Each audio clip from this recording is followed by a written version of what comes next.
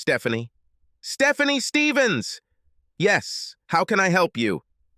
Sorry, you were served. Handing over the envelope, he turned and left. Oh, God, I can't believe this is happening. I hold the envelope in my shaking hands, tears streaming down my face. I know I screwed up. I know he's angry. I just didn't think it would happen. That it could lead to this. I have to stop this. I have to talk to him. I have to make things right. A few days earlier, I just finished my day's work on my laptop. Now that I work from home 3 days a week, I have much more free time to take care of my family. But today, right now, I have an hour and a half before my daughter comes home. 2.5 hours until my husband returns. It was game time. I can't believe I'm about to do this. I ran to quickly take a shower, trying not to get my hair wet. I can't believe I let Hunter talk me into a mutual live sex chat in real time. Since he left our office 6 months ago, we have kept in touch, first on Facebook and then on WhatsApp. We always flirted in the office, although nothing serious. As soon as we got online, neither of us could resist talking about fantasy sexting.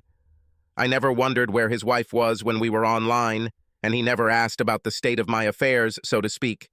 It was exciting. Hunter tried to get me to send him nude photos. On the other hand, he sent me a lot of naked photos of himself.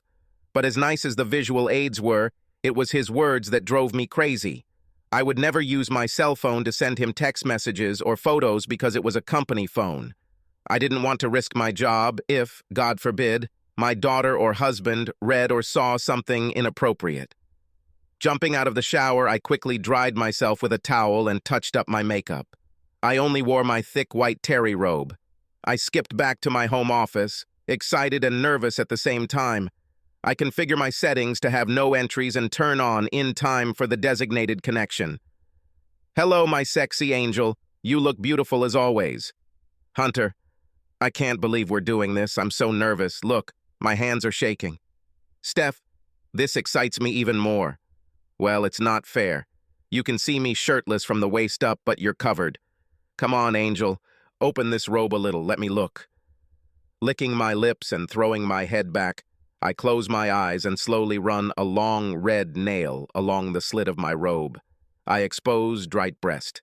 The tips of my areolas were as hard and long as the tip of my little finger. I heard Hunter groan. I smiled and slowly opened my eyes. His eyes looked wide, hungry, and I could see his hand moving up and down outside the camera. Hunter slowly leaned back in his office chair to allow more of his body into the camera's view. Get up, Stephanie. Show me your ass. I complied with his request and pushed my chair back, turning seductively, lifting the back of my robe, swaying my ass from side to side. Slowly showing my cheeks, I heard him groan. Yes, sir. Now bend over and spread your cheeks. No, I said, turning around and throwing the robe back over my bare ass. Now I sit again, but leave my robe open in the front, my legs tightly clenched. You're no fun. You're such a tease. Come on, show me how you satisfy yourself. I slowly run my fingers up and down my thighs. Oh, here comes Angel. Oh, look at this. You're so damn hot. At that very moment, I felt my chair lean back, and it seemed to me that I was going to fall backwards. My eyes opened wide, my hands grabbed the armrests. My legs gave way, trying to maintain my balance. I heard the words shouted, "Hello, bastard!" My eyes were now filled with horror as I saw my husband standing over me, one hand gripping the back of the reclining chair and his other hand holding my laptop.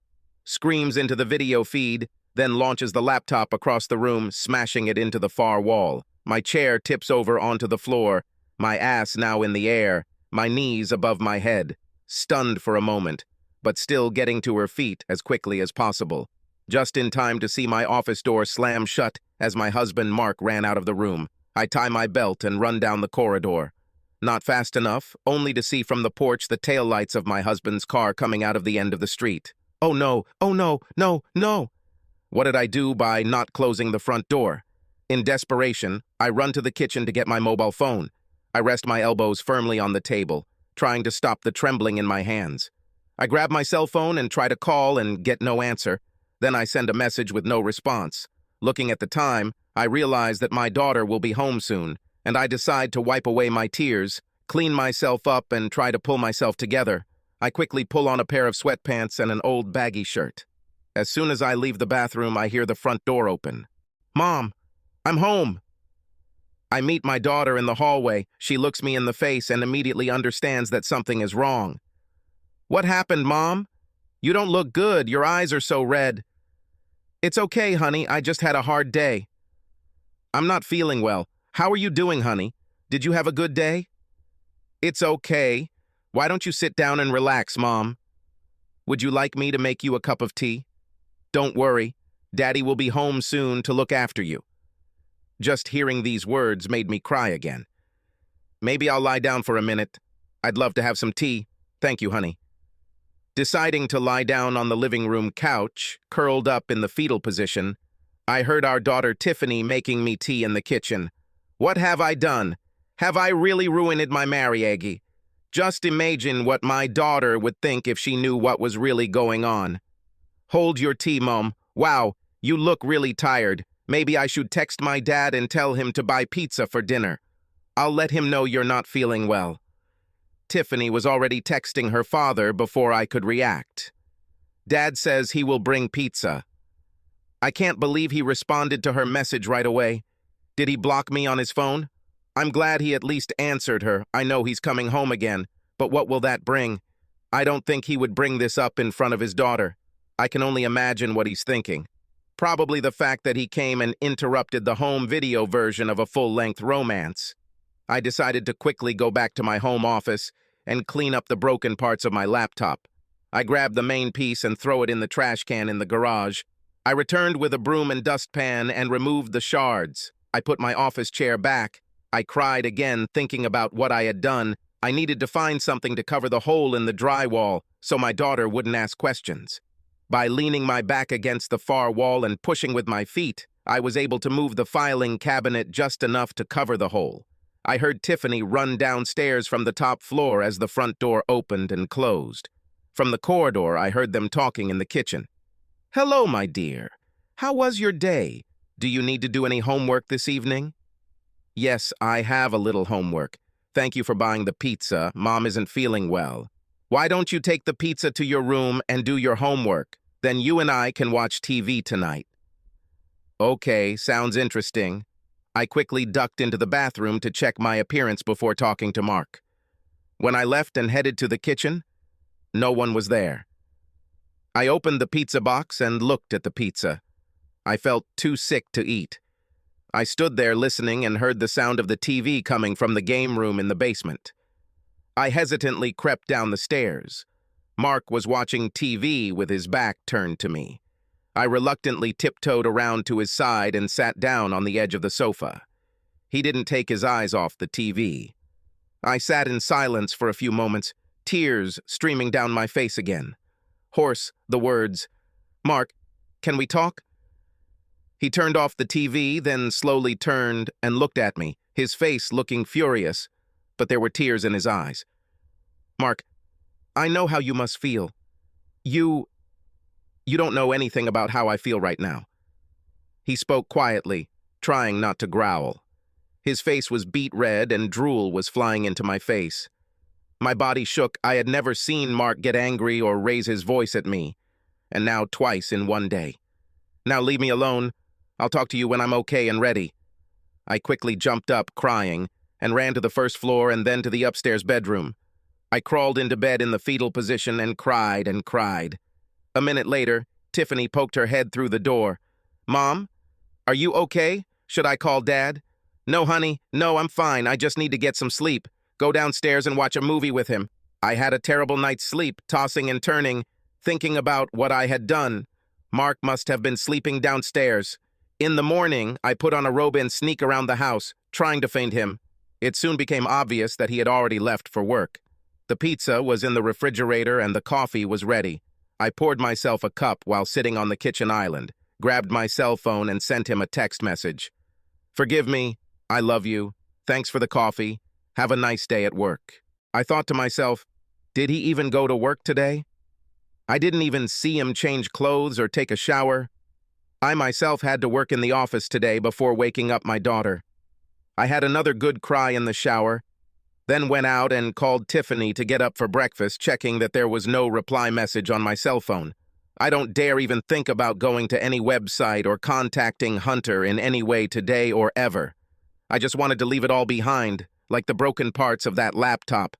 When I came downstairs, Tiffany was eating a bowl of cereal. I poured myself another cup of coffee. "Are you feeling better, Mom?" "A little, thank you. Did you and Dad like the film?" "Yes, we watched Blade Runner 2049. It was great, Mom. You should have seen it. After the movie, I went to bed, and Dad stayed to watch the sports news. I assume he has already left for work?" "Yes, honey, you better go to school yourself. Do you need a ride?" "Thanks, Mom. And don't worry about my lunch. I'm going to grab some cold pizza." She started rummaging through the refrigerator.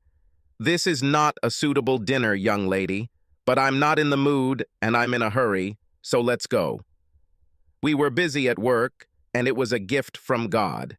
It took my mind off things, and then, around lunchtime, the inevitable happened. A phone call.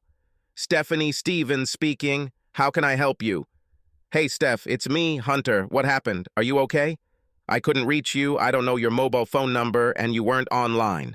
I held the phone away from my ear as if it were on fire. I had a look of shock on my face, and I pressed the phone to my head again, whispering into the phone, "Hunter, don't ever call me or try to contact me again." After hanging up, I ran from my desk to the ladies' room as quickly as I could before bursting into tears again. Having come to my senses, I made myself a cup of coffee. I checked to see if there are any messages from Mark, but there are none. I sent another message. "Please, Mark, I love you. Can we talk?" Returning to my office, I smiled at my colleague. I sat back down and returned to today's work. That evening, returning home, I decided to stop at the supermarket to buy ingredients to prepare a delicious dinner. At that moment, I realized that I myself had not eaten for more than 24 hours. I decided to make chicken parmesan for dinner, which they both loved. I returned home and started cooking. Then I freshened up a little in the bathroom. There was a damp towel and some of Mark's clothes from yesterday on the floor. This means he either snuck back into the house after we left this morning or didn't go to work at all. Either way, he was definitely avoiding me. Soon after this, the daughter arrived. She was very excited about the good marks she got on her math test. I hugged her tightly. "Oh, Tiffany, I'm so proud of you. And Dad, of course. It was nice to see her in such a playful and good mood. It improved my mood and distracted me from extraneous thoughts." By the time dinner was over, Mark was still not home, which was very unusual. I sent him another text message, but there was no response. My daughter and I decided to eat anyway. It wasn't that I was hungry. I ended up just picking at my food, taking a couple of bites. Tiffany asked me where Dad was. I said I wasn't sure. He seemed to be a little late tonight. She took out her phone and sent him a message, getting a response immediately. It was starting to get annoying. "Dad says to keep his dinner warm. He'll be home in half an hour." "Mom, are you guys fighting?" "No, not a fight, honey. Just a little situation we're trying to sort out. You don't have to worry about it." Mark finally walked through the door and we both walked towards him. He was carrying a bag from the electronics store. "Dad, are you home? What did you buy us?" "I bought a new laptop to replace your mother's laptop." I shouted to him, "You know, I dropped it on the floor. It was nice of you to replace it, Mark." "Well, actually, now it will be a kind of central family laptop. Your mother can work here, in the kitchen, on the island, where it will be stored all the time. Now, none of us have anything to hide, do we? Besides, I think we'll turn Mom's office into another bedroom." As he spoke, every word pierced me like a dagger. I lowered my eyes to the floor and answered, "Good idea, honey. I'll probably be a lot more productive being here instead of hiding in that room. Plus, I'll be closer to the coffee maker." I laughed nervously, making the situation seem light-hearted. "It doesn't matter to me. I have my own tablet to do my homework, Dad. I should probably do it now anyway." She went to her room, and Mark began setting up his new laptop. I took his food out of the oven and placed it on the plate next to him. He started eating and working on the laptop at the same time, then looked at me and asked, "Have you eaten?" I ate a few pieces. "I'm not very hungry, Mark. Can we talk?" "Give me an hour and then we can talk." "Okay, Mark. I'll leave you alone to eat and set up the computer. I don't feel well. I think I'll go take a bath and then come down and make us some tea." He didn't even look at me. He just shrugged. Once upstairs, I turned on the water in the bathtub, then went to my daughter's room to ask her if she needed to use the toilet first. When I looked in on her, she asked me if everything was okay. I said, "Yes, everything is fine." After the bath, I went to the kitchen to make tea. Mark's plates were in the dishwasher. He had already gone into the basement, leaving the computer standing ominously on the island with sleep mode on. I carried 2 cups of hot tea into the playroom. It was the moment of truth. I put the tea in front of us and sat staring at him. I can't say for sure what he watched on TV. I just tried my best not to cry. After several minutes of silence, he turned off the TV and turned to me. "Stephanie, I don't owe you anything, but I'm going to do you a big favor. I'll tell you what I know. Well, I'll tell you some of what I know anyway. I'm holding back the other parts to see if you're lying to me." There was a long pause as he looked at me, and I began to cry, folding my hands in my lap as I submissively lowered my eyes. "On Sunday evening, when our daughter was feeling bad and she called you, we both ran to see what was going on, you may remember. Realizing that she was sick and had vomited, you took her to the bathroom. I changed the sheets on her bed, knowing that you would take her to the shower. I stayed away so as not to interfere. As I walked back down the stairs, I realized that the door to your office where you worked was wide open. In all this chaos, you forgot to turn off your computer." "Oh God, no! You couldn't see—" "Yes, Stephanie. Before my eyes on your laptop, there was a photograph of a man with dignity in his hand. So I sat down in the chair and decided to read the conversations on your WhatsApp. Please, Mark, let me explain." "You will have your chance," he said with a stoic expression on his face. "Then I heard you calling me. I went and helped you with Tiffany. I suggested that she sleep with you in our bed so that you could look after her, and I would go to sleep in her room." In that moment, I knew I didn't want to feel your body next to me in bed that night, or any night in the future for that matter.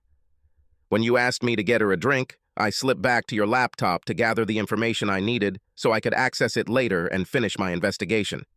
"No, no, no!" I cried so hard that I could hardly breathe. "Later, when I saw you both sleeping peacefully, I went back to read everything. Then I went to Facebook, your story, looked at everything I could find. I even checked your mobile phone. There was no password on it. Obviously, there was nothing there because it was a work phone. At least you knew enough not to make that mistake. Regardless, there was definitely a mountain of information on the computer." He sat staring at me for a moment, then continued. "Using a small zip drive, I saved all the information for the future. That's how I found out about your plans to get into videography. So I decided to come home early and see if you could make it through to catch you before the show. But I'm a little late. The show has already started. Anyway, I also learned a lot about your boyfriend, Hunter. He isn't my boyfriend. Speak quietly and wait your turn.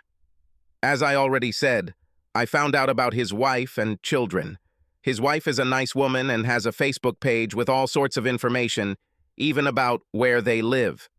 Once I send some of these pictures and conversations you've been having, I'm sure he'll be too busy saving his own skin from a divorce to play sex chat." Hearing the word divorce, I began to cry desperately, falling to my knees in front of him. "Please don't leave me. Please, Mark, don't give up on us. Let me try to explain." "Keep your voice down if you don't want this to be a 3-way conversation with our daughter."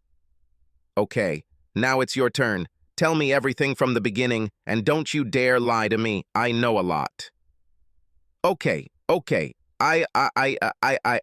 I'm sorry. Hunter, as you probably already know, worked in our office about 6 months ago. He often flirted with me at work. There was never anything, I swear to you, Mark, nothing, I promise. It was always just a flirting conversation. We We actually had lunch one day, but Katie from the office was with us. You can ask her. Nothing happened. She was there. The three of us were there. After crying for so long, I took a shaky breath, then continued. Then, on his last day at the company, he said we should stay in touch even though he was moving to another state. So we exchanged Facebook accounts. I didn't give him my phone number. I swear we chatted on Facebook Messenger from time to time. I thought of him as a friend who was easy to talk to. Then one day he suggested that we go to the WhatsApp website, where we could correspond, talk, and he sent me a link. As I continued my confession, I could no longer maintain eye contact and stared at the floor.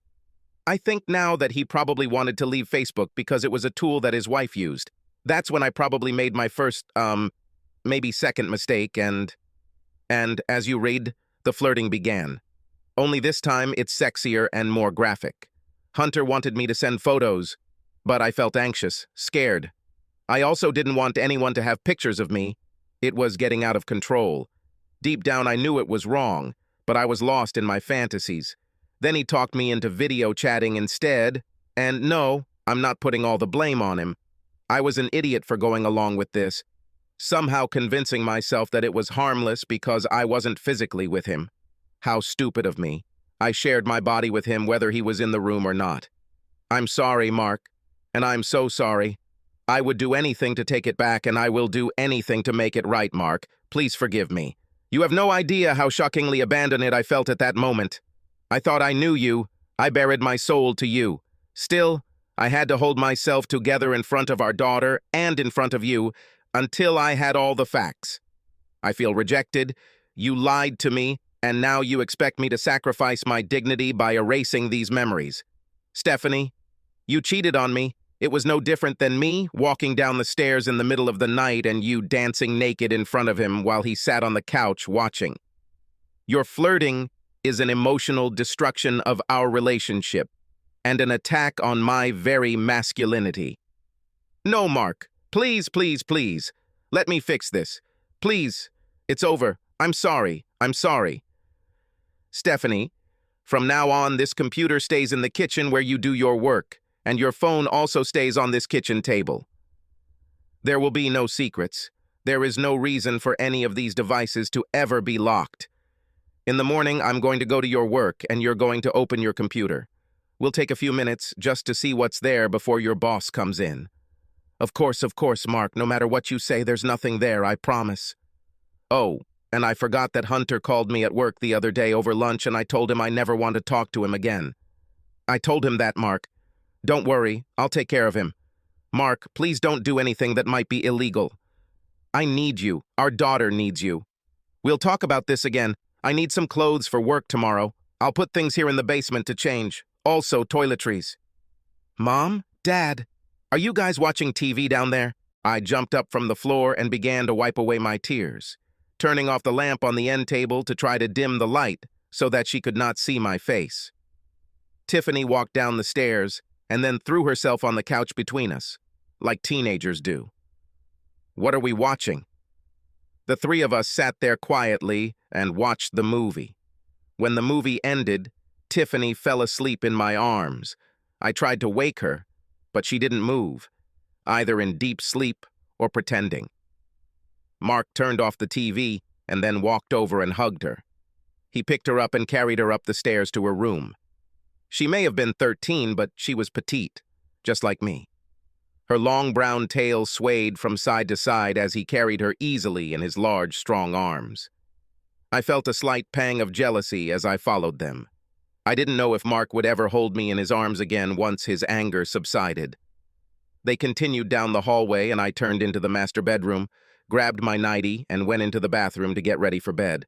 When I came out, my husband was standing with some clothes for tomorrow and went into the bathroom to get his toiletries.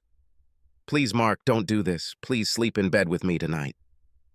Stephanie, I don't think you have any idea of the shock I felt when I read everything and then saw what you did. My eyes read my wife's words. I looked at my wife's actions. However, my mind was trying to figure out who this person was. This is not my wife, my Stephanie. In that split second, the woman I knew disappeared, and I was living with a woman I didn't know.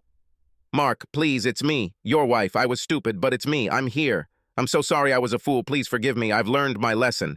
Let me make things right. I'm crying profusely. Snot is flowing from my nose. He simply continued with his task, then left and went downstairs. I lay down on the bed and cried until I fell asleep. I woke up to the sound of my alarm clock, then got up and walked down the corridor. She knocked on her daughter's bedroom door, opened it, and told her to get ready. I slipped downstairs and checked to see if Mark was in the basement. He left for work. Just like the day before, coffee was already brewed in the kitchen. I made toast, cereal, and juice for Tiffany, and then started making her lunch for school. "Good morning, Mom." Tiffany sat with me and ate her breakfast. After a few moments, she asked, "Mom, is Dad still angry with you?" "I guess so, but we're working on it. Don't worry. Everything will be just fine." "Don't worry, Mom. Dad has been angry with me before, but he always forgives me because he loves us." I didn't want to, but when I heard these words, I couldn't stand it and cried. Tiffany walked around the island, hugged me, and started crying herself. "Sorry, I'm just emotional this week. You know how it is. Look at us, stupid girls. Finish your breakfast, and I'll take you to school." We hugged a little more, then wiped our tears and got ready to start the day. After I dropped Tiffany off, I called my work and told them I would be working from home today. I then sent a text message to my husband telling him I was going home to work. For the first time since that terrible day, I just want him to know. I was surprised that he didn't stay late in the morning to come with me to look at my work computer. I cleaned up the kitchen and then logged into the laptop. It wasn't locked, and I was fine with that. As I started my daily work, I wondered if there was a tracker here so it could keep track of what I was doing. I also wondered if he was connecting to the camera in front of me and looking at me right now. At one point, I called Katie at the office to forward me some work notes. I was actually having a pretty productive day and was feeling a little better about putting everything on the back burner when I heard the doorbell ring. "Stephanie Stevens?" "Yes. How can I help you?" "I'm sorry you were served." Handing over the envelope, he turned and walked away. Oh God, I can't believe this is happening. I hold the envelope in my shaking hands, tears streaming down my face. I have to talk to him. I have to stop him from leaving me. I'm so scared of what I've done. I've destroyed our family. My daughter will be distraught too. I avoided calling my mother. I didn't want to drag her into this mess. It's my fault, although I should talk to someone. I can't stand it anymore. I'm having a nervous breakdown. I know this is a waste of time, but I need to talk to Mark. I grab my phone and dial his number. My hands are shaking so much. Tears are streaming down my face. "Hello? Mark. Mark, you answered?" "Thank God, Mark. I received the documents. Please don't leave me. Please, please." "Stephanie, calm down, okay? Listen to me. Tiffany will be home soon. I need you to pull yourself together. Tomorrow is the weekend, so she doesn't have to go to school. Call your mother and see if she can watch her tonight so we can talk." "Hello? Can you hear me?" Yes, I hear you. I'm sorry. I'll do it. You'll come home, right?" "I'll come." "Mom, it's me. Can I bring Tiffany this evening?" "Mark and I need to talk." "You're crying, honey. Oh my God, what happened? Are you two okay?" "Mom, please. No questions right now. We can discuss this another time. I'll bring her right after school, okay?" "Okay, honey, see you soon." When Tiffany returned home, I pulled myself together to some extent. I told her I was taking her to her grandma's tonight so Mark and I could talk for a while. She asked me again if everything was okay, and I told her everything would be just fine. She's a smart girl, and I know Tiffany didn't really buy it, but she didn't push it. When I got to my mom's house, she greeted us at the door, and I could smell cooking pasta, one of Tiffany's favorite foods. A minute later, my dad met us at the door, gave Tiffany a big hug, and led her into the house. My mom looked at me with concern but didn't ask any more questions. On the way back, I wondered if Mark had talked to his mom about our situation. I know that now that he doesn't see her as often. He talks to her on the phone quite often. She lives a few hours away, but he always wants to make sure she's okay after her father's death. I was surprised when I pulled into the driveway and realized Mark was already home. In the driveway, I quickly gathered my things and tried to get out of the car, even forgetting to unfasten my seatbelt. I burst into the house screaming his name and headed to the kitchen, throwing my cell phone and purse on the countertop. Mark was sitting there in front of the computer, I guess checking on me today to make sure I was on good behavior. Before I could get out a word, tears were already streaming from my eyes. He said, "Sit down, Stephanie. Mark told me to go on the computer and turn off contacts on Facebook and any other apps or sites while he watched." He stood up, opened the refrigerator, took out a bottle of wine, then took out 2 glasses and poured half a glass into each. "Stephanie, let me speak, okay? Let me say it all, and then you can say your part." "Okay, Mark, I'll listen to everything you say." "Stephanie, I took time off from work after our little situation, and I actually went to a lawyer and talked. I was so angry and sad at the same time. At that moment, I was sure that I no longer wanted to be married and wanted to get a divorce." "Oh, Mark, please, I don't want a divorce. Let me try to fix this." "Stephanie, let me finish. As I told you last night, when I read what you had on your computer, 1,000 thoughts ran through my head. How long does this affair last? Does she love him? What did I do to deserve this? I had no idea who you were. You are no longer the same woman I was married to for many years. Then I saw you there, exposing your body to this man, a body that was dear to me and only me. And yes, I know you didn't have sex with it. That's what you say, but that doesn't mean the pain is any less." Mark paused, then took a deep breath. "I am proud of the fact that I am the man who captured your heart. I am proud that you are my wife. When I married you, we were no longer 2 people. We became one person sharing ideological values. So, like I said, I filed for divorce. Next, I had a little time to think, and I want to talk about my current mood." He paused again and took a sip. I wanted to say something, but he raised his finger to silence me. "Even though my thinking has changed a little, Stephanie, the legal separation remains in effect. I need you to understand the seriousness of what you've done." Pushing his chair back a little, Mark continued speaking. "But for my part, I'm not moving out. We'll stay in separate rooms. I don't feel like there could be intimacy between us at the moment. I would hope that you would agree that not much needs to change in this house for now. We don't want to upset our daughter any more than we probably already have. I don't think you need to humiliate yourself in front of Tiffany, our family, or our friends by going into detail. However, I don't intend to be the bad guy here. You will make it absolutely clear to everyone that our problems are not my doing." "Mark, can you tell me?" "I'm not quite finished yet, but okay. I'm listening to you." "Mark, I promise you that I will do everything to make it up to you, and I will never talk to Hunter again. Please don't divorce me. I want to go to counseling, and I hope you will come with me, too. Mark, will you be seeing other women now that we've broken up?" Unable to hold back any longer, I broke down and began to cry, dropping my head in my hands. "Stephanie, that's not the point. I have no intention of dating. If anything changes, I will be honest with you. I support the idea of you talking to a therapist. I just don't know if I'm ready for this myself. You humiliated me at that moment. You cuckolded me. If treating you like a princess and putting you on a pedestal has made you believe that I am weak, you are sadly mistaken. I will not tolerate disrespect from you. No, Mark, you are not weak. I don't know what came over me. I'm bad. I'm weak. I sent a short transcript of your affair with this character Hunter to his wife via Facebook. It's not fair that she's more deceived than I am.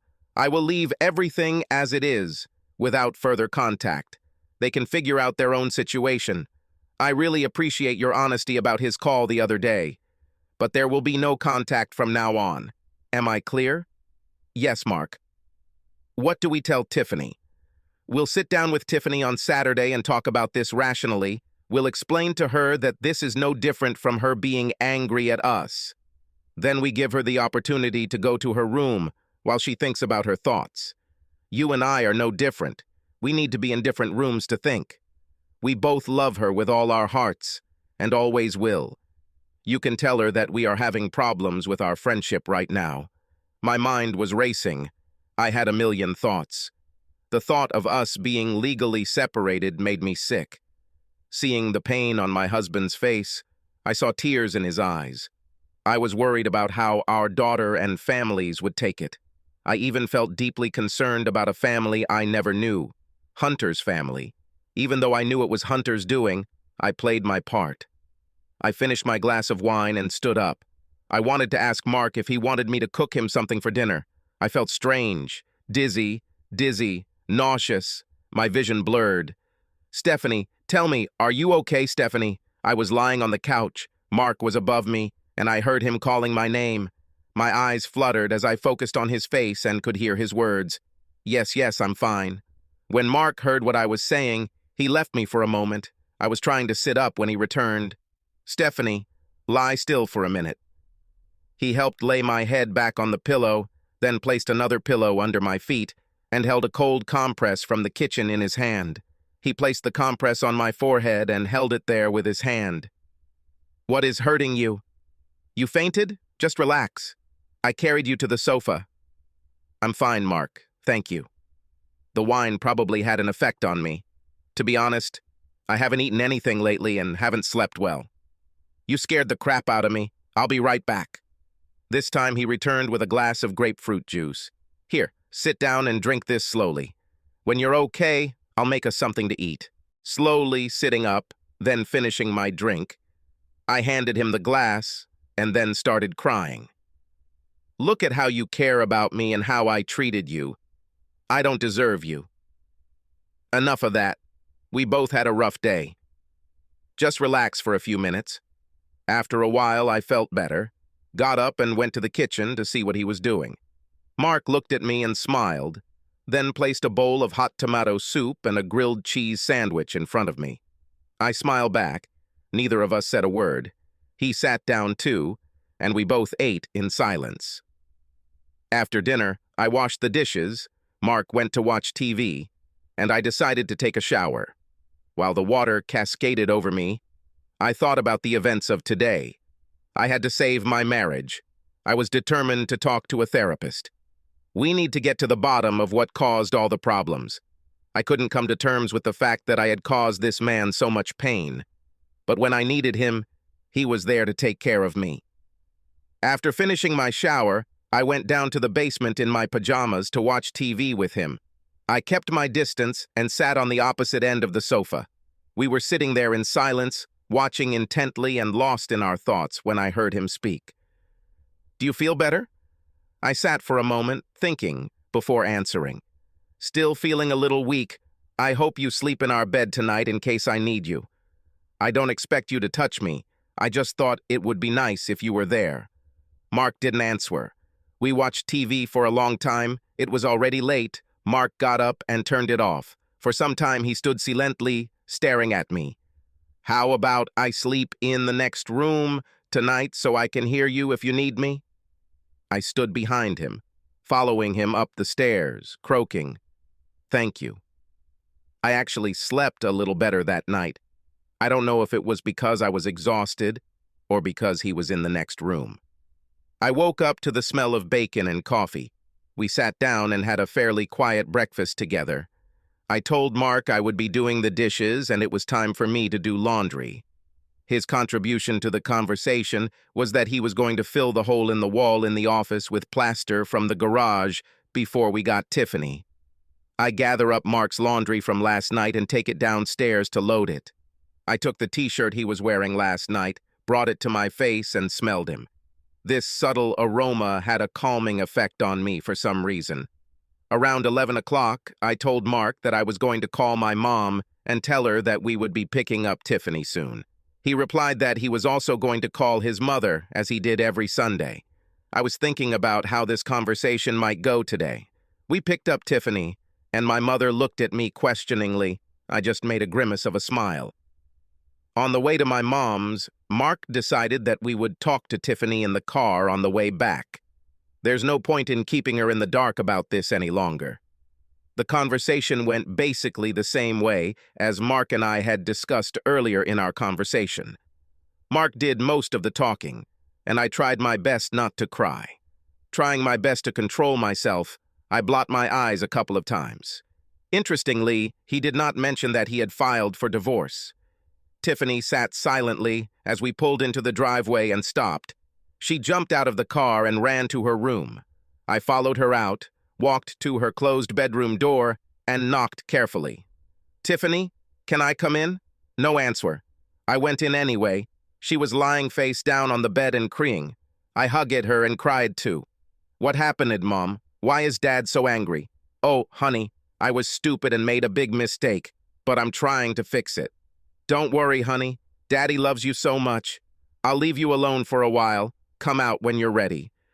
Shortly before dinner, I told Mark that I needed to go grocery shopping. "I'll ask Tiffany if she needs anything." "Yes." "And is there anything you would like me to buy?"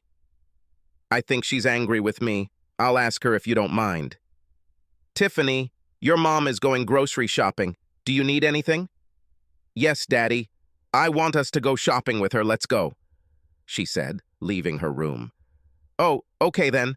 The three of us went, and at the supermarket, Tiffany did everything she could to try to engage us in conversation. Mark kept the conversation short and to the point, but did everything he could to calm his daughter down. He was cordial with Tiffany. He spoke to me harshly and inexpressively. I felt terrible about the effect it had on Tiffany. On Sunday evening, Mark went to sleep downstairs again. Monday morning was the same as on previous weekdays. When Tiffany and I got up, he had already left for work. On days like today, when I worked in the office, I always liked to arrive an hour before everyone else.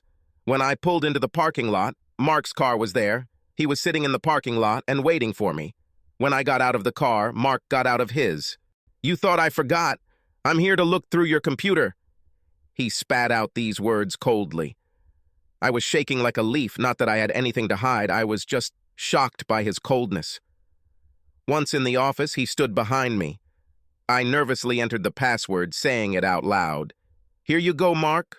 Look, I haven't cleared my history or anything like that for a long time." When I looked up at him, he was looking at me, not at the computer.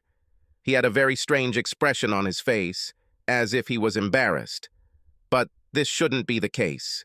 He had every right to doubt me. Mark then walked away and left, without saying a word. I sat and cried for a while. Then I heard Katie come into the office. She immediately realized that I was crying and asked me what happened. I've never been one to air out my laundry at work. I really considered her a work friend, but at that moment I couldn't stand it, and told her, without going into details, that Mark and I had problems. She was a helpful listener, and it was nice to be able to talk to someone about it. We shared a tea break in the cafeteria, and then began our day. During lunch, I called my mom, and we had the same vague conversation about my personal life. In both conversations with Katie and my mom, I made it very clear that Mark had every right to be angry. That day, when I came home from work, I sat down at the computer and looked for a marriage therapist. I ended up making an appointment that same week. When I had a moment alone with Mark that evening, I told him that I had made an appointment and what the dates were. He looked at me, acknowledging what I was saying, but didn't say a word. I hoped that these meetings would help me understand why I did what I did. Also to reach out to Mark with the hope that he might come to one of the meetings. Several things surprised me in my first meeting with my therapist. Firstly, the therapist was somewhat similar to Mark's mother. She introduced herself as Margaret, and I almost immediately felt at ease. In her office, we sat at a round table. She offered me tea or coffee and immediately began asking me about the history of my relationship, how we met, what initially attracted us to each other, how the relationship developed. She asked about our current situation, including dealing with extended family, children, work, and daily stressors. I told her all the details of my interactions with Hunter and Mark's repression and legal separation. When I returned home, I felt emotionally and physically drained. Mark and Tiffany were in the basement watching TV. I poked my head into the room and told them I was tired and going to bed early. Mark looked at me and asked if I had eaten. I told him I wasn't hungry and went to take a hot shower before going to bed. As I got out of the shower and put on my robe, I heard them talking in the kitchen. Unable to make out what they were saying, I lay down on the bed and opened the book to read a little. My daughter walked into the bedroom with a tray containing a bowl of stew and a bun. "Daddy says you should eat, so we heated up some stew for you." Once again, I felt overwhelmed by this kind gesture and burst into tears. My daughter sat with me while I ate and asked how my meeting went. I wasn't exactly sure if she knew I was in marriage therapy or what it even entailed. I smiled and told her that everything went very well. She kissed me on the cheek, told me she had homework to do, and left the room. When I finished, I took my dishes to the kitchen. I heard the TV downstairs, so I grabbed my cell phone from the counter and texted Mark, "Thank you for the stew. I love you." After returning the phone to charge, I went to bed. The rest of the week went much the same. On Wednesday, I decided to work from home and cook roast beef for dinner. Tiffany and I did all the talking. Mark was mostly silent. She asked if she could invite one of her friends to come and stay for the weekend. I just looked at Mark and sat in silence, wondering what he would say. We knew full well that whenever she had a girlfriend over, they would retire to the basement playroom for a sleepover. Without any hesitation, he said, "Of course, honey, whatever makes you happy." My first thought was that this was Tiffany's way of pushing Dad from downstairs back into our bedroom. Will this work? Maybe my husband will agree to come back to our bed. The next day after work, I had another therapy meeting with Margaret. We talked again about Hunter, how he worked with me, and the flirtatiousness between us. She asked about my relationship with my father and the previous men I dated before my husband. I said that Mark was a lot like my father, that he treated me like a princess. I also said that I dated a lot, but was not promiscuous. Before Mark, I only had one serious boyfriend. This guy turned out to be a real player, sleeping with all the women behind my back. Margaret was very curious and asked me a lot of questions about my first boyfriend. I told her how he always knew how to say exactly the right thing. He knew exactly what I wanted to hear. He was mysterious. He never talked much about himself, but he knew everything about me, my likes and dislikes. He never idolized me more than himself, but if I changed my makeup or hairstyle, he intuitively immediately understood it and complimented me. Whenever any other boys showed interest in me, he always told me that they just wanted sex. They told me that he cheated with other women, but I never believed them. Then one day I caught him, and that was the end. Margaret asked me if I saw any similarities between my ex-boyfriend and Hunter. I thought about it for a long time, and then I said, "Yes, that's right. You're right." She then switched gears and asked me what it was like being treated like a princess by my father, if it was stressful. To be honest, I told her that it bothered me. I always felt that I might not live up to his expectations. "And when Mark treated you like a princess, isn't it similar?" Margaret retorted. "I think it's the same thing. I was afraid that one day Mark, would wake up and decide that he didn't like what he saw. Now, I'm here. Mark doesn't like what he sees, and my father would be just as ashamed." I started crying, and Margaret handed me a napkin. She got up, made us a cup of tea, and left me alone with my thoughts for a good 5 minutes. "Margaret, I'm so afraid that I've lost Mark. He doesn't touch me, and we hardly talk. I'm so scared. He means everything to me." "Don't worry, Stephanie, we are working on it. Ask him again if he will come to me. I know you don't want to talk about it, but if things get worse, the court will require his presence. That's enough for today. We'll talk again next week."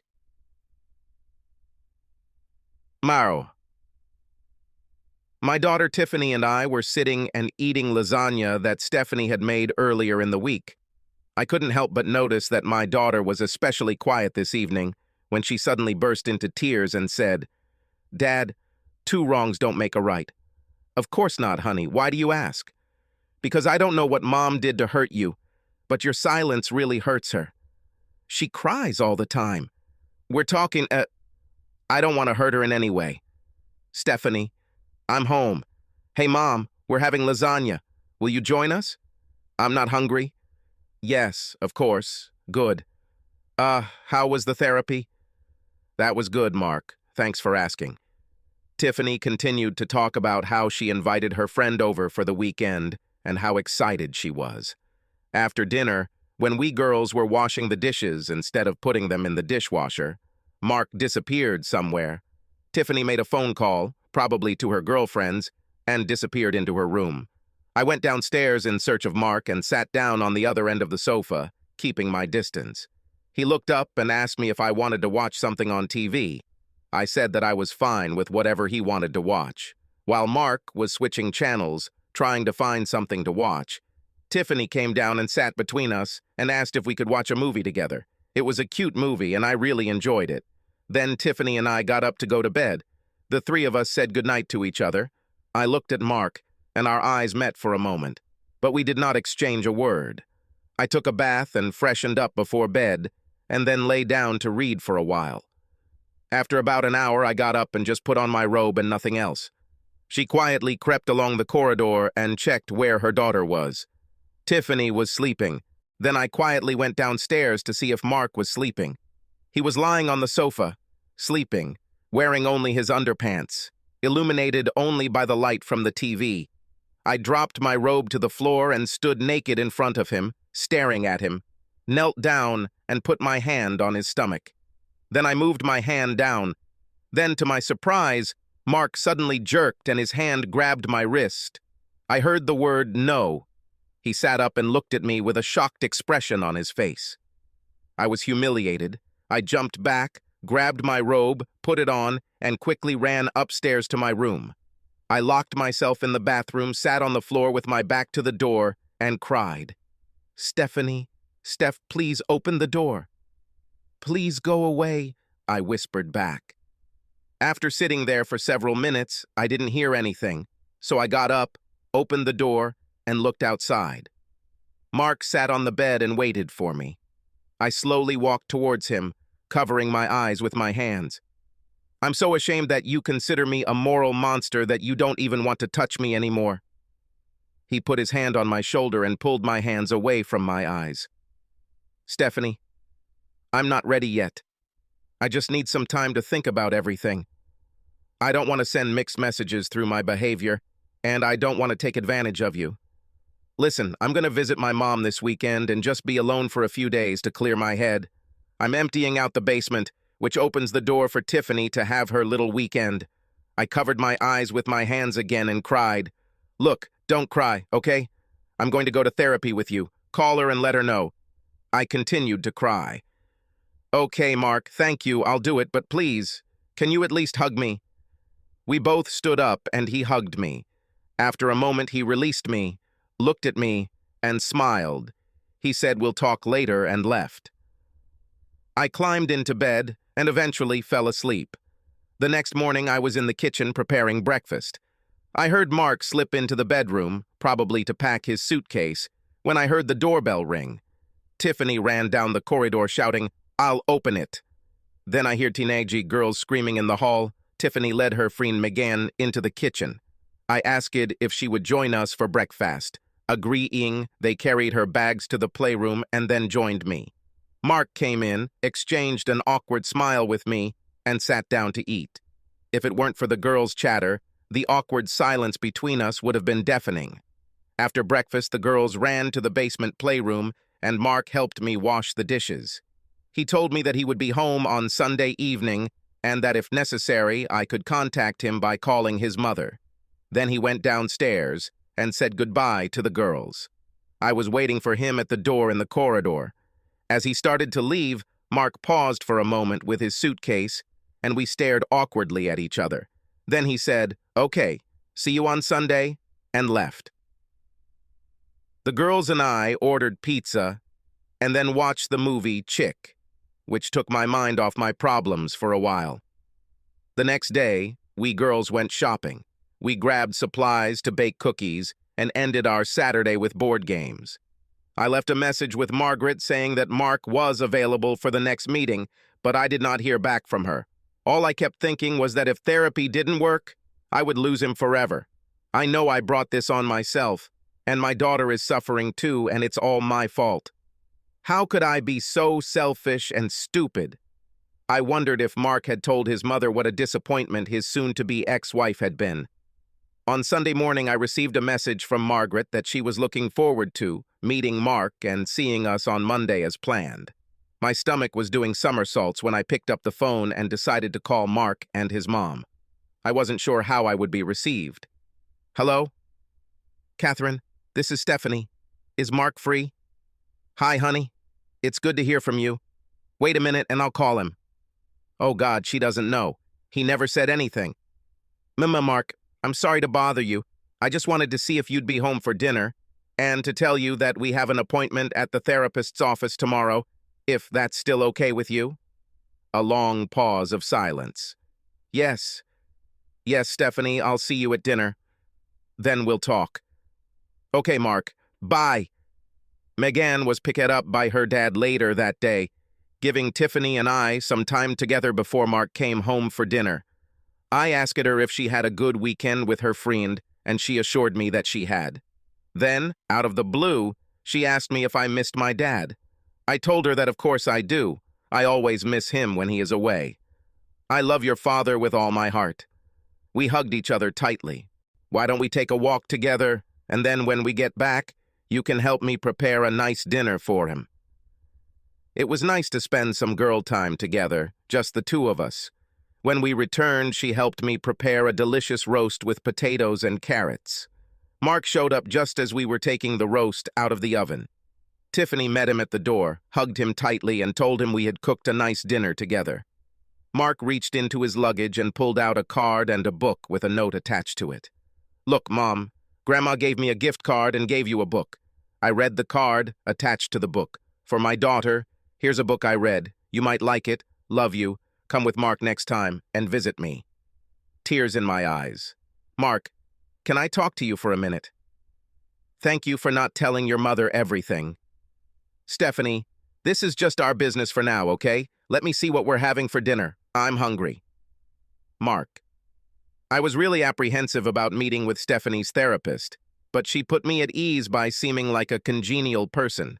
She told me that she liked to work on a first-name basis and introduced herself as Margaret. She thought it would be best if we spent 45 minutes talking to get to know each other better. Then Stephanie can do her session on her own afterwards. She asked me about my interpretation of events and then informed me that the stories were identical to the ones Stephanie had interpreted a few days earlier. As predicted, she asked me how I was feeling, and I replied, angry. Margaret then essentially told me that anger is an easier pill to swallow. A general emotion of disappointment, sadness, humiliation, and fear of the future. We discussed the difference between regret and repentance. I agreed with her that I felt all these emotions, and I truly believe that Stephanie feels remorse. I told her how much I had idolized my wife before this incident as a lover, wife, mother, and friend. Margaret paused and considered my statement for a moment, then stated, I know it seemed like your wife had it all together, but her personality weakness is to stand up to someone who puts her on a pedestal. She's weaker than you think, Mark. She craves your approval and admiration just as much as you crave respect. We continued our conversation and time flew by. That's enough for today, Mark. Thank you. I'd like to talk to Stephanie for a bit. When I walked out into the waiting room, Stephanie looked scared. I informed her that I would see her at home and start dinner with Tiffany. We were both driving our own cars, okay? I needed time to think on my own. Okay, Mark, see you at home. Stephanie. When I came home after the session, I smelled a delicious dinner being prepared. Mark and Tiffany were in the kitchen, talking and laughing. It warmed my heart to hear them laugh after yet another grueling session that exposed my damaged soul. I'm standing in the hall, taking off my heels, glad that I'm home. I looked into my old office and, to my shock, saw our laptop back on the table. I walked into the kitchen and joined my loved ones, and we had a really nice dinner together. I thought maybe after Tiffany left for the evening, we could talk about today's meeting, but Mark went back to the basement and crawled back into his shell. I went to the office, returned the laptop to the kitchen table, and went to bed early to read. When I woke up in the morning and smelled the coffee, I got out of bed and freshened up before heading downstairs. On the way, I knocked on Tiffany's door and told her to get up, and then headed to the kitchen. As usual, Mark made coffee before heading to work. I poured a cup and then walked back into the hall, about to yell upstairs for my daughter to get her ass in order. Then the door to the bathroom on the first floor in the corridor opened, and I screamed, "Mark, you scared the hell out of me. What are you still doing at home?" "I'm on my way. I just wanted to talk to you before I leave." He walked past me and poured himself a second cup of coffee. "Stephanie, you shouldn't have brought the computer back to the kitchen." He saw that I was about to speak and raised his hand to stop me. "Stephanie, I felt stupid the other day at your work when I asked you to open your computer. I feel stupid every day watching you at home. But it's not nearly as stupid, humiliating, and sad as the day I caught you with this man online. I know we need to talk to move forward one way or another, and I'm making that happen. I have to go to work. We can discuss this further at our next therapy meeting." Just at that moment, Tiffany came bouncing down the stairs. "Hey, Dad, you're home. I'm heading out, honey. Have a nice day. I'll see you when I get home."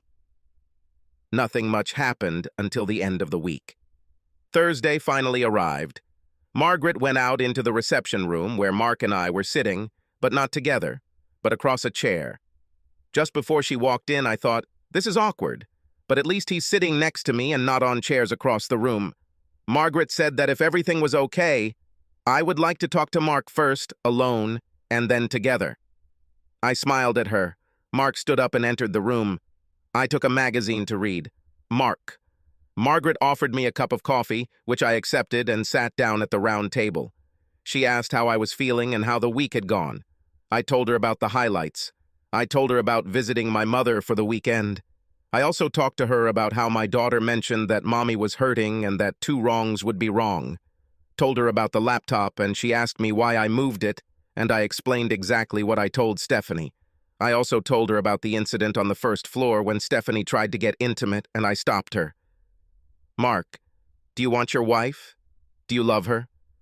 "Of course I want to, but I'm trying to do what's right. I'm trying to do what's right for all three of us."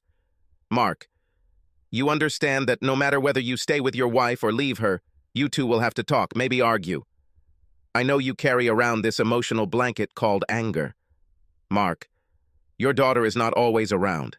There are times when you two can talk. Stephanie knows she hurt you, Mark. Are you afraid that if you talk to her, you will get angry, that your anger will hurt her? Maybe you love her so much that you don't want to hurt her? This is just food for thought. Let's talk about how you first met and what attracted you to her." I told her about our dating life, when we first met and how I was in love with Stephanie from the first date. I told her that Stephanie is loving, beautiful, warm, smart, understanding, and everything I want in a woman. Margaret then asked me to describe a sweet behavior that Stephanie doesn't even know she has, but that you notice in her. It was easy when she's really concentrating, or sometimes, when she's stressed, she wiggles her nose. It's so cute. Who is your wife for you, Mark? Stephanie is my wife, my mother. She is my lover, my best friend. I wonder if friendship shouldn't be a little higher on your list. She seems to have been starved for your attention even before this incident that brought us all together. Mark, could you please ask Stephanie to come here? For now, I'd like to talk to both of you. Stephanie Mark came out into the reception area and asked me to come in. I don't think I've ever been so nervous in my entire life, not even when we got married. Margaret greeted me with a smile and said, "I'd like to talk a little about the discussion we had last week." As the three of us sat at the table, Mark kept his eyes on Margaret. Margaret started talking about flirting. It is known that men are more motivated by sexualization and visual content. This changes their perception of what flirting involves and causes them to be more assertive in their approach. I describe male flirting as trolling. Most men will throw bait here and there without any specific goal, hoping that someone will fall for their flirting. Women flirt to make friends and show their femininity, to prove to themselves that they are still desirable. Flirting for a woman increases self-esteem. Everyone flirts, but in slightly different ways. Mark stood up to pour himself a cup of coffee, and Margaret was silent for a moment until he sat back down. As Mark's wife, I knew him well enough to know that he was worried and wanted to know the meaning of it all. I wrung my hands under the table and looked pleadingly straight at Margaret. "Excuse me, Margaret, but does this make sense? We all know what happened." What I'm saying is, Mark, now I'm not trying to defend Stephanie in any way. What she did was a serious breach of trust. It's about something else. In my business, we encounter these characters from time to time. I call them poachers by Mariegi. They find pleasure in seducing another man's wife. They're very good at what they do, Mark. Like, for example, you just tell your wife that she's pretty. Well, the poacher says to your wife, "I love you in this blue dress. You always look good in blue." Hunter was targeting her, your wife specifically. He remembers what she wears every day and what colors she chooses. Now I know what you're thinking, Mark. You constantly compliment your wife, and that's good. But these predators master the art of seduction. He will notice every type of makeup she puts on, how she wears it, what jewelry she wears. They are very specific in their compliments, trying to penetrate her soul. They want to develop in her a disdainful attitude towards her husband, but they will treat this very subtly. If he said something directly derogatory, your wife would realize it and he would lose touch with her, so to speak. So, what you're saying is that this character Hunter is targeting my wife to seduce her. Stephanie, describe a couple of situations that we discussed last week and to which I brought your attention. Please tell Mark what you told me, Stephanie. I nervously cleared my throat and wiped a tear from the corner of my eye. For the first time since we sat down, Mark looked me straight in the eyes. Well, a long time ago, when Hunter still worked in my office, you know how much I like to get to work early. Well, one morning when I was leaving, I noticed that you forgot to take out the trash. So I drove the car back to the driveway, went into the garage, and took out the trash. I really didn't think anything of it until I got to work and was a little late with my usual morning routine. At that moment, Hunter came through the door and spoke to me, as well as to Katie. Now that my daily routine was a little different and everyone was talking to me, I was a little annoyed. Hunter immediately asked me if I was okay. I casually said that I was a little out of my routine because I had to take out the trash this morning that my husband had forgotten about. Hunter immediately said, "Well, that was irresponsible of him." Remembering that moment after Hunter's comment, I immediately became angry with you, Mark. Now I realize that I should have actually been annoyed by his statement. At this moment, Margaret intervened in the conversation. You see, Mark, although your wife wasn't really upset with you, she realized that you simply forgot. Hunter took advantage of this moment. He knew that Stephanie was irritated and needed morning peace. By exploiting her irritation, he subtly brought her displeasure down on you, Mark. Notice how very effectively her bad mood was made out to be your fault, Mark. Come on, Stephanie, now tell Mark the part where Hunter defames his wife and what he said to you in the restaurant. I never really asked him many questions about his personal life, although he asked a lot about mine, Mark. I guess I was flattered that someone showed interest in me as a simple old housewife. Now I really remember after talking to Margaret in the last session, Hunter did mention at one point that his wife traveled a lot and they didn't have an active sex life, and he wondered if she might be having an affair. Margaret is absolutely sure that this is all just a lie that he spun to try to influence me. Mark's eyes were now more sad than angry, and he brought me back to the aforementioned conversation in the restaurant. Oh yeah, one day Katie, Hunter, and I went to lunch. I said you were going to take me out to dinner at that burger place we liked, and Hunter said if he took me out to dinner, he'd take me to that new piano bar with music, wine, and dancing. Again, I never understood, but Margaret said it was his way of humiliating the restaurant we loved to go to and making me feel like life with him would be so much more luxurious. So, to summarize, Mark, I submit that yes, Stephanie made a serious mistake here, which we all agree she repents of. As every married couple does over time, we end up saying good things to each other. A wife may say that her husband is handsome, but she does not say what exactly she is talking about that makes her make this statement at that very moment. For example, "This is my favorite suit that you wear. This blue tie matches it perfectly." Or the husband might say, "I love the way you twitch your nose. I find it so charming." I looked at Margaret and then looked at Mark. My dad often said that I was twitching my nose. I'm still twitching my nose. Mark told that to Margaret. She stood up and said, "Okay, that's enough for today, you two. I'm giving you homework. Talk to each other." Mark and I walked out to our cars in the parking lot together. I asked Mark if he would call Tiffany and tell her not to eat anything, and I would take care of dinner for us. He smiled and said, "Why don't you call her and let me take care of dinner this time? We'll meet at home." Tiffany seemed extremely excited to see us this evening and asked if we had a good day. Mark hugged her, kissed the top of her head, and said, "Yes, honey, we should eat while it's hot." After dinner, Mark suggested that the three of us go for a walk. Tiffany immediately rolled her eyes. He added that we could go to that ice cream shop a couple blocks away. This immediately changed her attitude, and she hurried to get ready. I looked at Mark and smiled, saying, "That's a great idea. I think I'll change and put on jeans." "Stephanie, isn't that dress you're wearing the same dress you wore to the Christmas party last year? You look amazing in this dress. It's one of my favorites." Mark pulled me back and felt my face turn red. "Yes, this is—" "Mark, thanks for noticing. Should I stay in it?" He stood up and, leaving the kitchen, said, "Well, jeans are probably more comfortable to walk around in. And if these are the jeans I'm thinking of, I like the way your ass jiggles when you walk in them." I stood there dumbfounded. Had I heard him correctly? A wide smile appeared on my face, and I rushed to the bedroom to change clothes. As we walked down the street, Tiffany kept up the conversation. We turn the corner onto the next street. The sidewalk narrows. I take Tiffany's hand and walk ahead of Mark, one foot in front of the other, emphasizing the rotation of my hips. When we reached the ice cream shop, we sat down. For some reason, I felt nervous, almost like I was on a date. During the conversation, I told Tiffany that we would call Grandma when we got back and thank her for the gifts. I told Mark that I thought maybe we should take that office space that's no longer needed and turn it into a real bedroom that your mother could use. I was nervous about bringing up that room, but I knew we had to change something. It was slowly becoming a sanctuary for my mistake.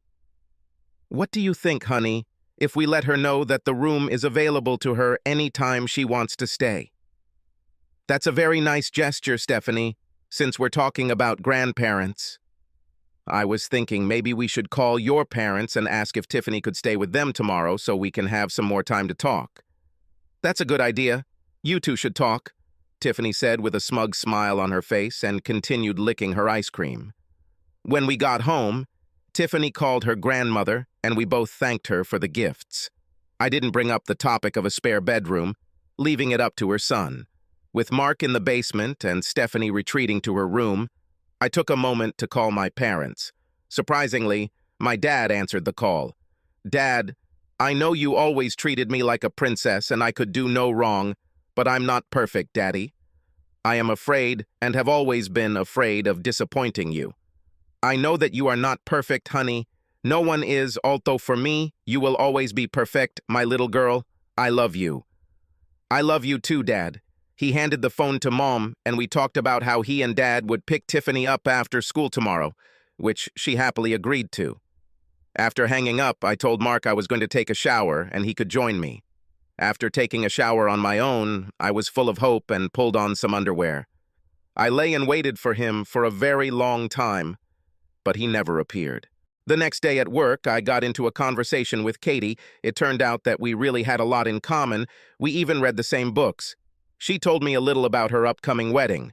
At that moment, I thought that she would probably make a good friend and not just a colleague. I asked her if she would like to come over one afternoon. She readily agreed and said that we would definitely have it ready for next week. I returned to my desk to work. I was excited to talk to Mark today, especially after the disappointment of last night. And then I got even more disappointed. A text message from Mark saying that he would be an hour late getting home, that he needed to stop by the lawyer's office. I got nervous. By 1 p.m., I told Katie I was going to take the rest of the day off. On the way home, I stopped and bought some good red wine.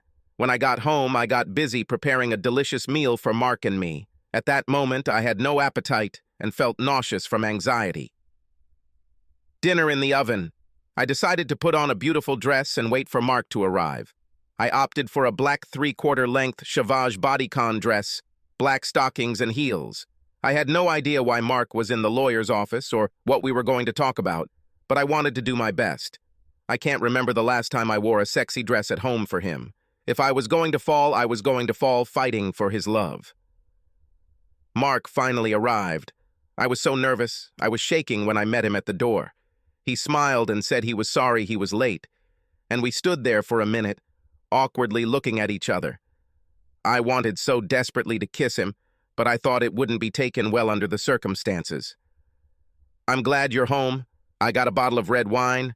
Would you like to pour us a glass? I'll check how dinner's going." "Of course, Stephanie. By the way, you look great. You're wearing the necklace I gave you when we first started dating." "Yes, Mark. Thank you. It's so nice of you to remember." We sat down calmly and had dinner together. I said I liked the wine. Mark agreed and praised the food. To say the atmosphere was tense would be an understatement. Taking a sip of wine, he smiled at me and laughed. "I don't understand why you laugh at me." "You're nervous, your nose is twitching. I find it cute." She shyly raised her hand to her nose and then giggled like a little schoolgirl. "Stephanie, leave the dishes, fill our glasses with wine. Join me in the living room, let's talk." I nervously followed him into the living room. This was the moment of truth. We sat sideways on the sofa, facing each other. "Stephanie, I know I've been sullen and quiet for a while, but you really shocked me, and I was so hurt and disappointed. I thought about many things like this house and what a home is. I thought about the good and bad in our relationship. Mark, I hurt you and I will never be able to forgive myself. Our original relationship is broken and I can't fix it. Can we build something new from the love we share by taking all the pieces of what is great about our relationship? Please note, I love you. Well, home is where we live, you, Stephanie, and Tiffany. That makes it home. There is so much that I love about you, too much to give up on you. This evening I went to the lawyer's office to sign the revocation form. Get up, come here. I was shocked. I don't even know if I heard him correctly. I stood up almost automatically and walked over to stand between his spread legs as he moved forward to the edge of the sofa. Mark, did I hear you correctly? This time, tears of joy. Please say it again.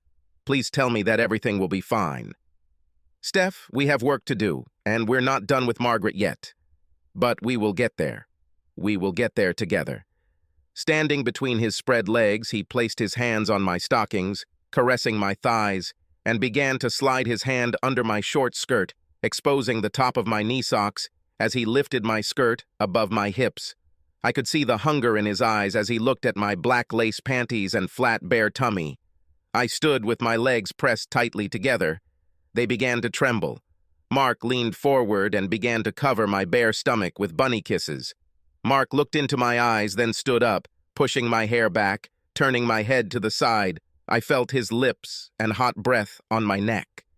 A shiver ran down my spine, and I heard him whisper, "I'm craving dessert. Feed me. I'm craving you." Then he pressed his lips to mine. My tongue gently slipped into his mouth. I felt petite against the background of his strong and masculine physique. I wrapped my arms around his neck and jumped up, wrapping my legs around his waist. Mark's hands immediately cupped my almost bare bottom, supporting me in his embrace. I looked into Mark's eyes and said, "Take me upstairs and let me express my gratitude to you for loving me tonight, and every night you want me." Subscribe to our channel so that your second chaff doesn't cheat on you, and go ahead and listen to the next story, because this story is nothing compared to the next one. If you're under 18, don't even think about listening to the next one.